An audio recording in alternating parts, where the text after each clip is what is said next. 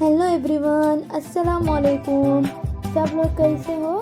आज basic to bridal free हेना क्लासेस का डे 11 है। अगर आपने अभी तक सब्सक्राइब नहीं किया तो जल्दी से करो। जैसा कि हम पिछले 10 क्लासेस में बेसिक एलिमेंट से लेकर डिफरेंट टाइप्स ऑफ हेना फीलिंग सब सीख चुके हैं। अगर आपने अभी तक नहीं देखा तो जल्दी से देख लो, बहुत ही यूजफुल रहेगा। चलिए आज हम different types of henna negative feeling सीखेंगे। इस वीडियो को आप एंड तक ज़रूर देखना। आपको क्लास कैसा लगा कमेंट में लिख दो। लाइक और सब्सक्राइब करना नहीं भूलना। आपको बहुत ही डिटेलिंग में सब सिखाई हूँ, आप वीडियो को ज़रूर एंड तक देखिए। चलिए अब हम क्लास स्टार्ट करते हैं।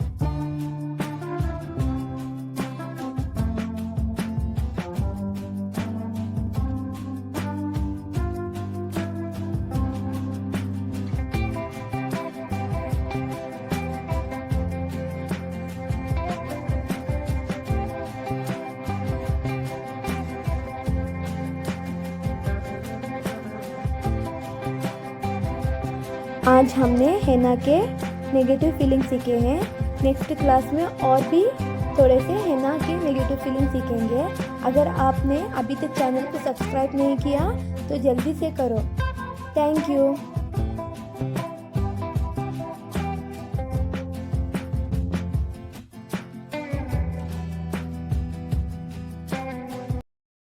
क्या आप भी घर बैठे फ्री में मेहंदी डिजाइन सीखना चाहते हो तो जल्दी से मुझे सब्सक्राइब करो। फ्री क्लासेस स्टार्ट हो चुका है 10 जनवरी से ही।